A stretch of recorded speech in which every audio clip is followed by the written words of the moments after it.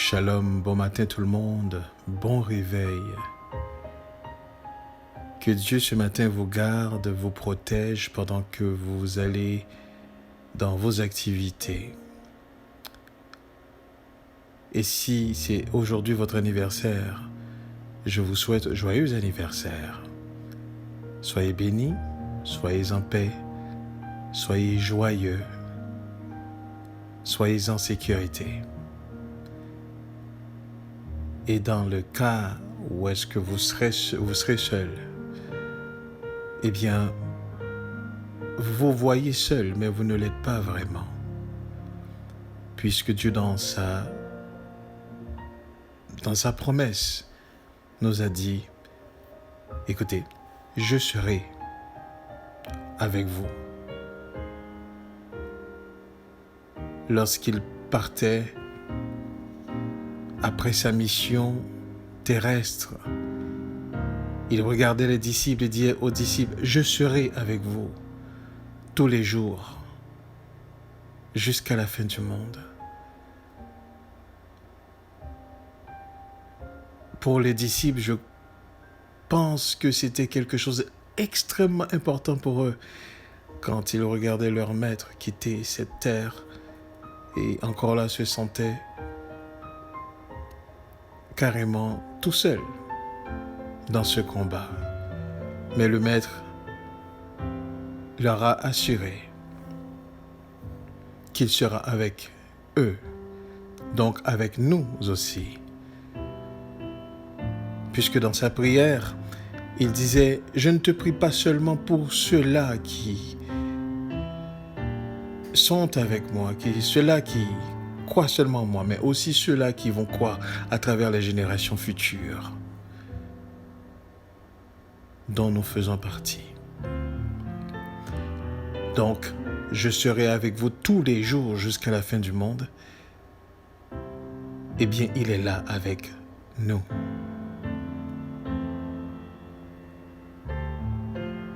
La seule chose qui ferait la différence, c'est en sommes-nous conscients de cette présence?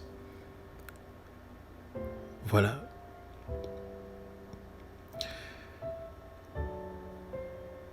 Ce matin, j'aimerais voir avec vous un texte dans le livre de Proverbes, Proverbe 18. Et on va regarder le texte, le verset 10. Je lis pour vous. Le nom de l'Éternel est une tour forte. Le juste s'y réfugie et se trouve en sûreté. Le nom de l'Éternel est une tour forte. Le juste s'y réfugie et se trouve en sûreté.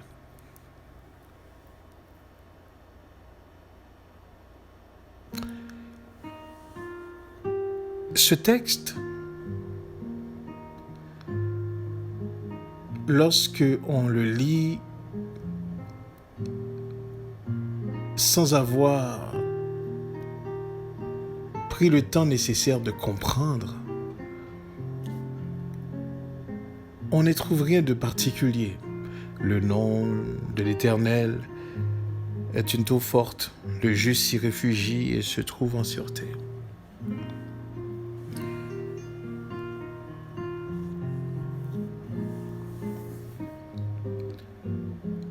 Nous n'allons pas comprendre vraiment la profondeur de ce texte pour la simple et bonne raison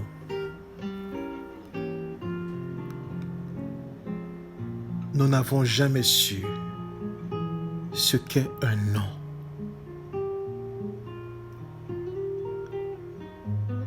Pourtant, nous en accordons de l'importance aux noms qui n'ont pas d'importance.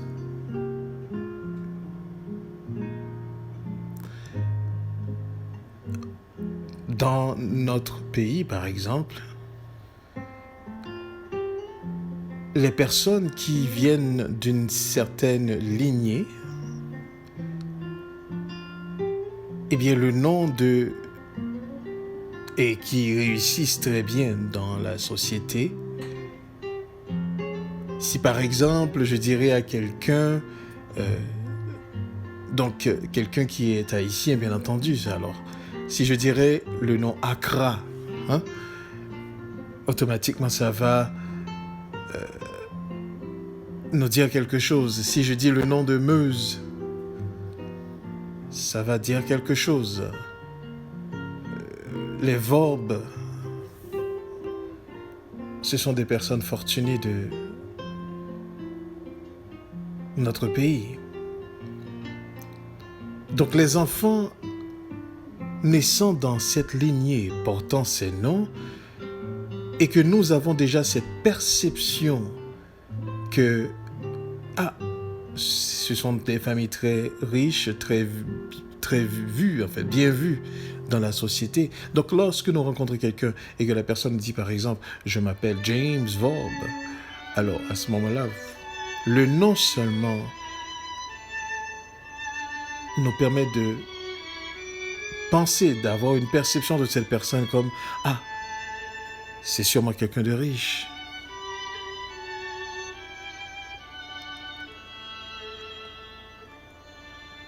Ici, au Québec, au Canada, le nom Trudeau, par exemple, c'est un nom qui est respecté. Pourquoi? Parce que non seulement au XXIe siècle, Trudeau est devenu Premier ministre, mais son père, dans les années 80, était aussi Premier ministre. Et c'est en honneur de son père qu'on a donné à l'aéroport de Montréal le nom de Pierre Elliott, l'aéroport de Pierre Elliott Trudeau.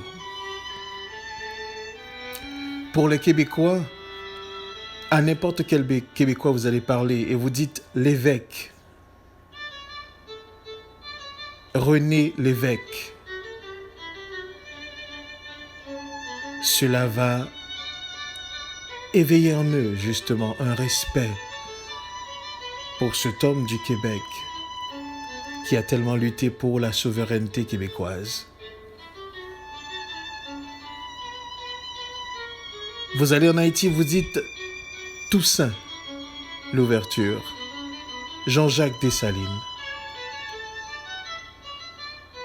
Ce sont des hommes qui sont considérés comme pères fondateurs de la patrie.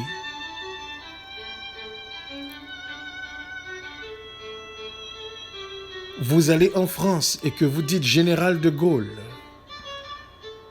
Vous parlez de Napoléon. Ce sont des hommes qui sont vénérés en France. Dans chaque pays, il y a des hommes qui portent des noms et ces noms ont une signification pour non seulement ceux-là qui les portent, mais pour ceux-là qui le savent.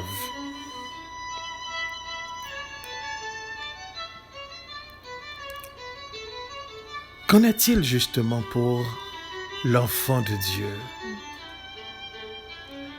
Et c'est là lorsque vous allez comprendre l'importance d'un nom. Malheureusement, vous allez voir que nous, les descendants d'esclaves, nous n'en avons pas un. Pas vraiment. Le nom, avant toute chose, il est synonyme d'appartenance.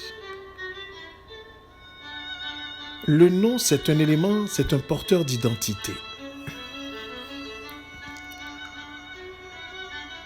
Donc, quand le sage dit que le nom de l'Éternel est une tour forte, le juste s'y réfugie et se trouve en sûreté. Dans le Moyen Âge, il y avait des châteaux. Et il y avait une partie dans le château qu'on appelait donjon. Le donjon est la tour la plus haute d'un château. C'était la tour la plus haute qui était destiné à servir à la fois non seulement de point d'observation, c'était aussi un poste de tir, de dernier refuge. Si le reste de la fortification venait à être prise par un ennemi, par exemple, eh bien, cette tour, c'est-à-dire cette partie de ce bâtiment fortifié, servait aussi en général de résidence au seigneur du château.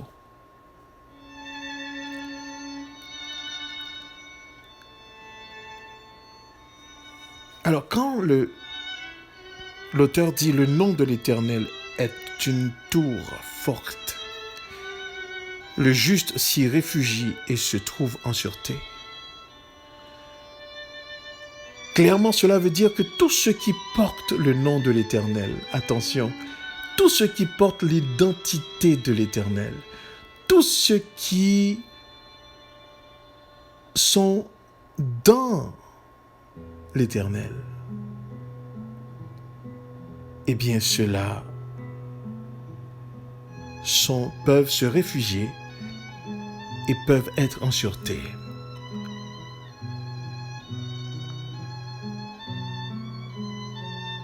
Ceux-là sont gardés par l'amour de Dieu.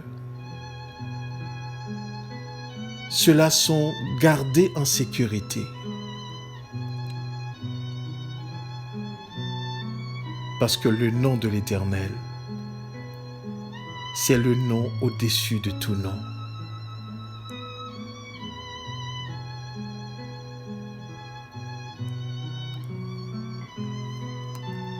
Dans le monde dans lequel on vit présentement,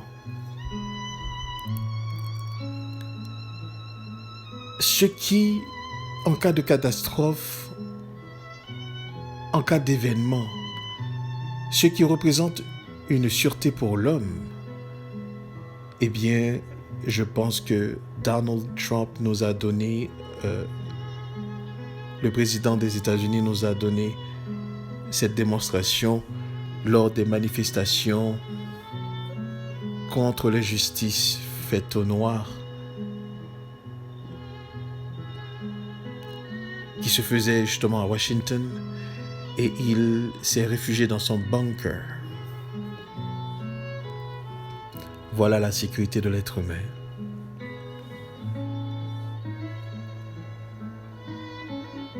Tout ce dont l'être humain appelle sécurité ne garde que seulement son corps du côté physique. Par exemple, lorsqu'il s'est réfugié au bunker, c'était une sécurité physique. Mais vous comprenez bien, à l'intérieur du bunker, il pouvait y avoir une crise cardiaque. Il pouvait y avoir un arrêt respiratoire.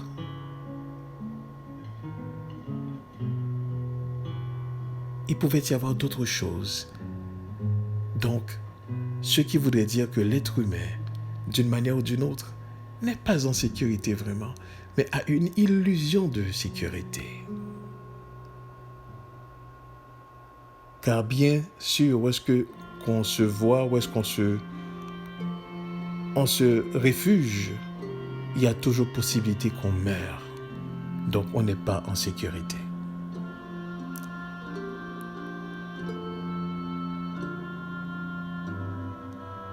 Mais le verset nous dit ce matin que le nom de l'Éternel est une tour forte. Le juste s'y réfugie et se trouve en sûreté.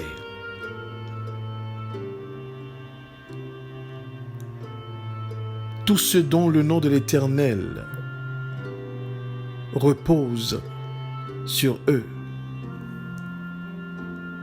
eh bien, ceux-là sont en sécurité.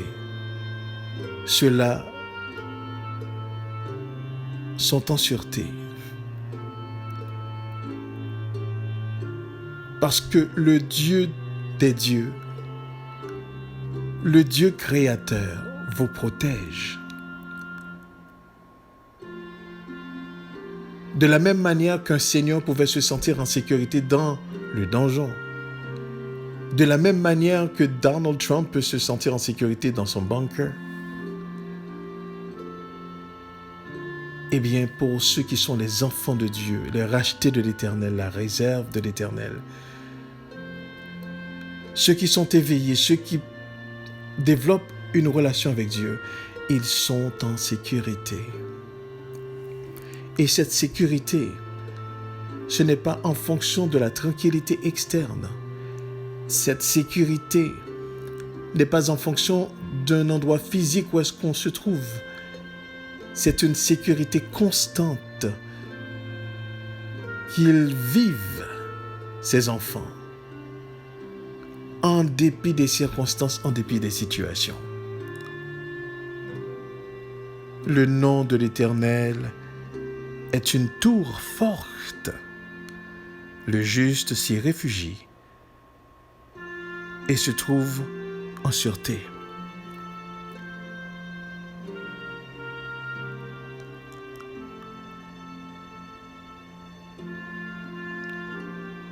Êtes-vous en sécurité?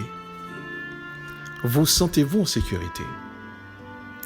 Si vous vous sentez en sécurité en rapport avec le pays dans lequel vous vivez, permettez-moi de vous dire, vous avez une fausse sécurité.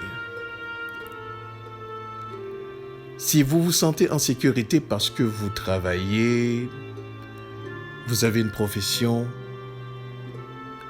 vous voulez me dire que vous avez une sécurité financière. C'est le sentiment que vous avez. Si vous vous sentez en sécurité lorsque vous conduisez votre voiture, ou si vous n'avez pas de voiture, que vous prenez l'autobus, eh bien je vous dirais que vous avez simplement confiance dans la ceinture de sécurité qui vous donne ce sentiment de sécurité et vous avez confiance dans votre chauffeur.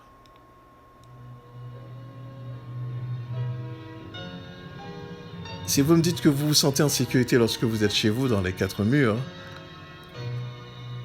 je vous dirais que vous faites confiance justement, que vous êtes à l'abri de ce qui se passe de l'extérieur, du foie,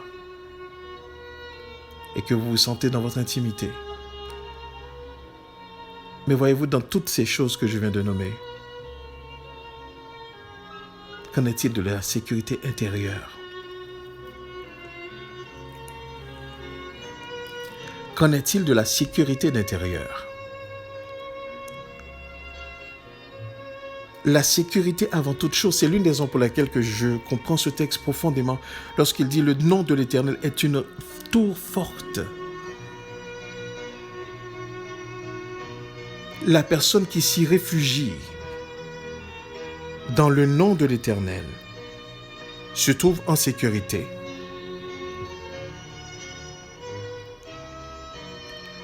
Quand vous portez le nom de quelqu'un, vous voulez dire que vous appartenez à cette personne, vous appartenez à cette lignée. Comment porter le nom de l'Éternel?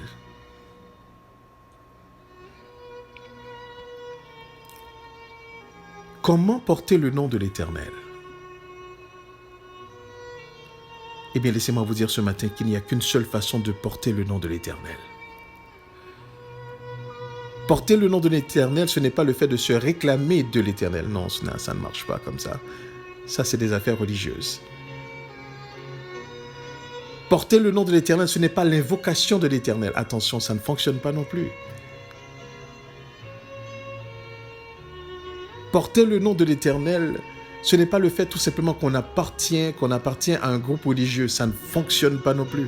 Ce n'est pas le fait que vous allez dans une assemblée. Ça ne fonctionne pas non plus.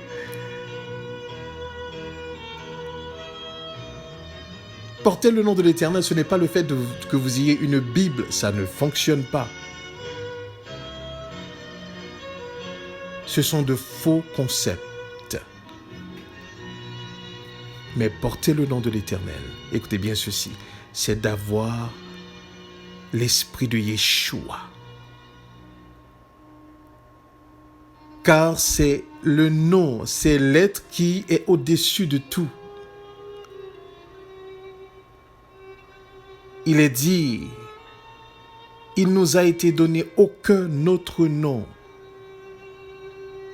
au-dessus de tout nom par lequel nous devons être sauvés, que Yeshua HaMashiach.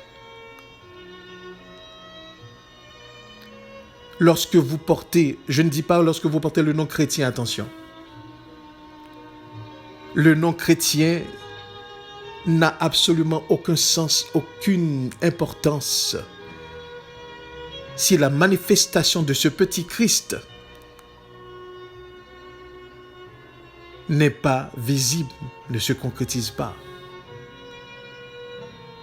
Aujourd'hui, le nom chrétien, c'est un nom donné aux croyants, aux personnes qui se disent croire au christianisme. On dit, tu crois au christianisme, la religion christianisme, donc tu es chrétien. Mais laissez-moi vous dire quelque chose, je parle ici des enfants de Dieu. Et j'aimerais vous rappeler que Yeshua jamais, au grand jamais, n'était venu établir une religion qui s'appelle le christianisme. Je ne cesserai de dire que c'est la construction de Rome. Mais être enfant de Dieu, être né de nouveau, être régénéré, voilà, être sauvé, voilà ce qui fait la différence. Donc porter le nom de l'Éternel, c'est avant toute chose avoir l'esprit de Yeshua, c'est d'être transformé et de vivre au quotidien dans ce nom, avec cette présence, être conscient de cette présence, être conscient de la présence de celui qui dit « Je serai avec vous tous les jours jusqu'à la fin du monde ». Alors lorsque vous connaissez Yeshua et lorsque vous avez l'esprit de Yeshua, eh bien, vous portez le nom de l'Éternel, qui est une tour forte, et vous êtes justifiés, et vous êtes en sûreté. Lorsque vous savez obéir et vous soumettre à Yeshua,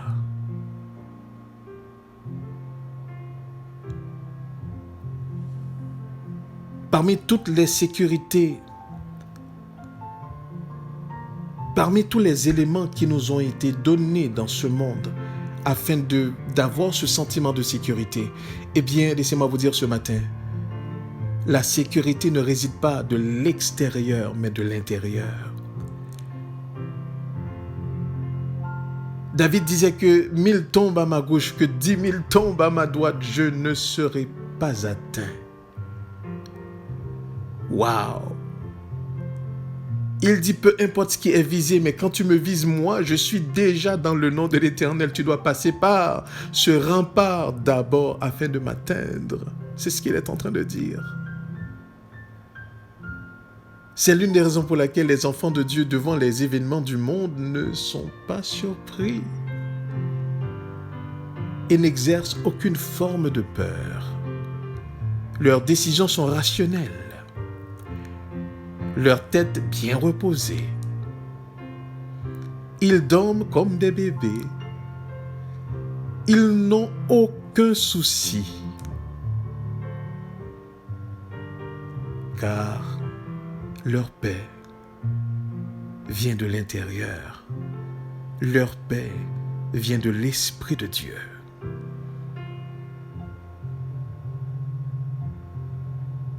Yeshua disait, je vous donne ma paix. Il dit, je vous la donne. Si on seulement pouvait comprendre ce que cela voudrait dire, je vous donne ma paix.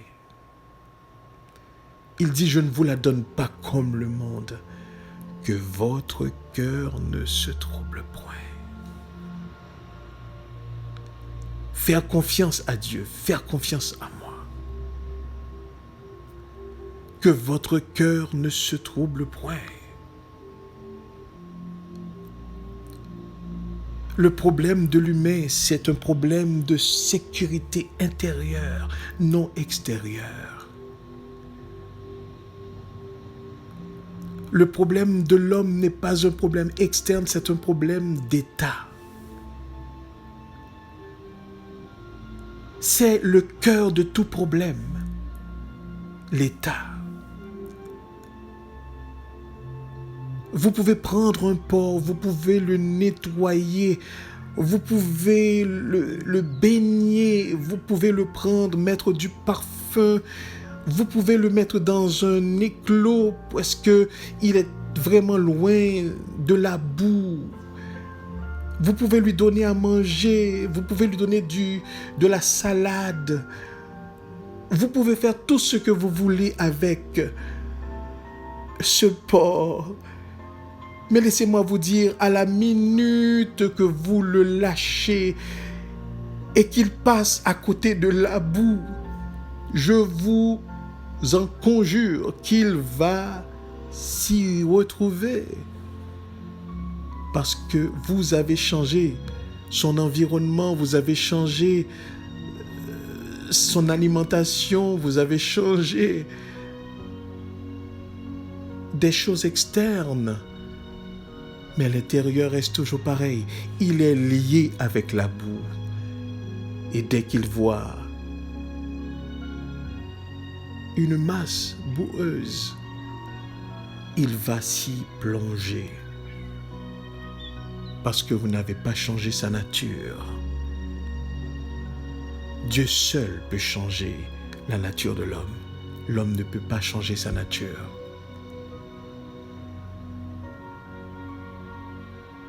Il est raconté, je vous donne cette petite histoire qui tient quand même une belle leçon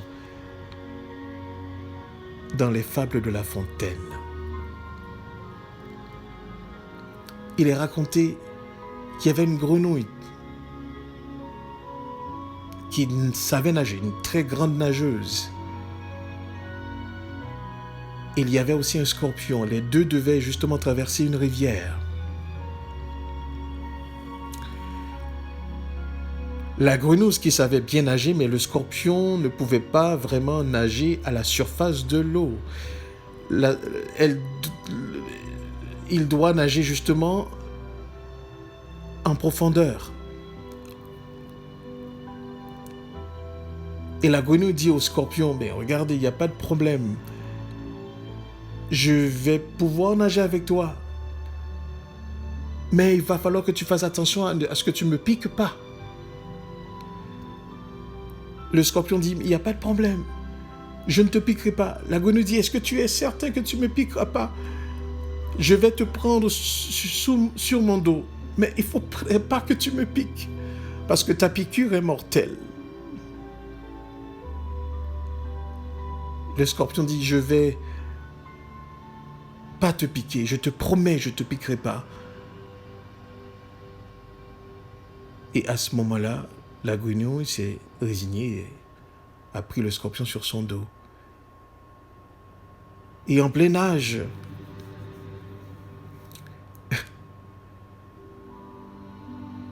au moment où est-ce qu'ils allaient arriver, le scorpion a piqué la grenouille. Et la grenouille dit, mais tu m'avais dit que tu n'allais pas me piquer.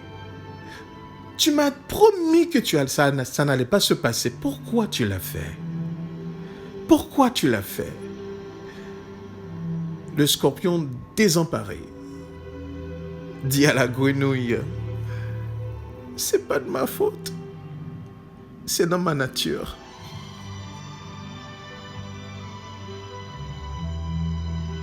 Eh bien, cette histoire me rappelle un peu l'état humain. Ce n'est pas de la faute, c'est dans leur nature, le désordre.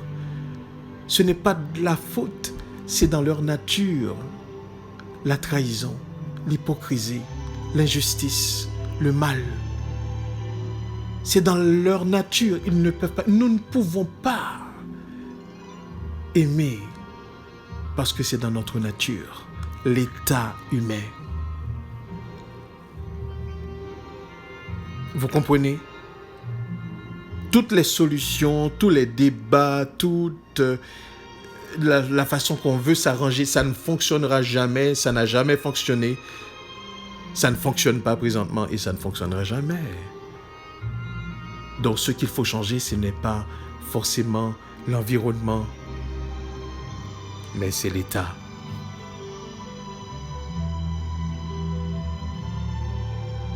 C'est l'état qu'il faut changer, mes amis. Et c'est exactement ce que Yeshua a fait.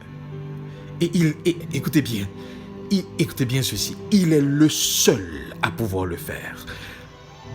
Je ne connais aucune philosophie, aucun concept.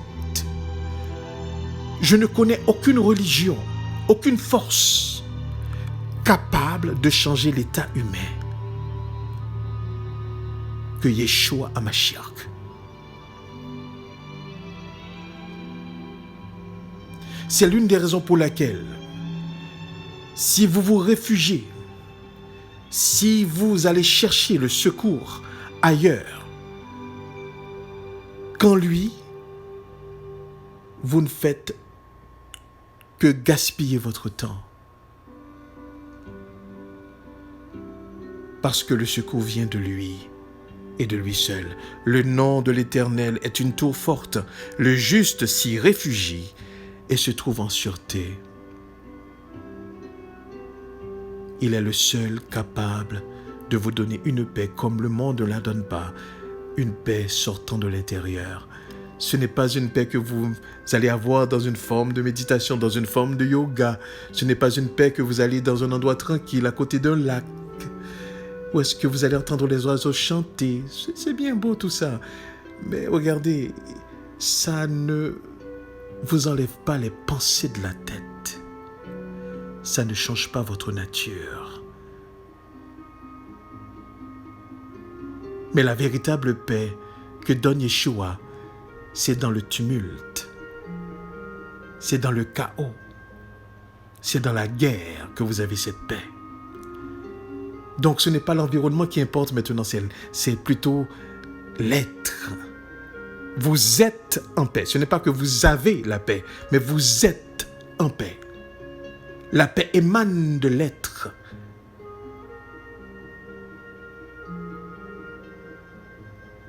Que le Seigneur nous permette de comprendre ce message ce matin. Que l'Éternel, le nom de Yeshua, soit une tour forte. Que vous vous réfugiez dans ce nom. Et devant le tumulte du monde, devant les menaces du monde, que vous vous trouviez en sécurité dans ce nom, Yeshua HaMashiach. Que Dieu vous bénisse. Restons conscients de sa présence. Amen. Amen.